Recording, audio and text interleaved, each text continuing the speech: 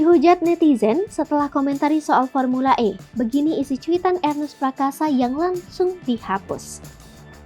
Komika dan sutradara Ernest Prakasa menjadi sorotan publik setelah mengunggah sebuah cuitan di akun Twitternya @ernestprakasa pada Minggu 5 Juni 2022. Dalam cuitannya tersebut, Ernest mengomentari sebuah cuitan Twitter @eskisuyanto. Dalam cuitan itu dikatakan bahwa marketing Formula E tidak mendapatkan iklan karena tidak ada pengalaman jadi panitia. Ernest pun menyetujui pernyataan tersebut dan menuliskan sebuah balasan.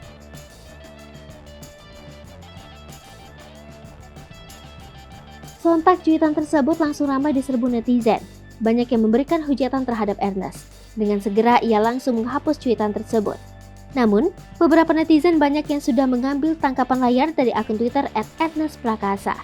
Menanggapi berbagai hujatan dan cibiran para netizen, Ernest Prakasa kemudian memposting cuitan yang menyampaikan permintaan maaf karena telah mengganggu kenyamanan sambil memberikan dukungan semangat.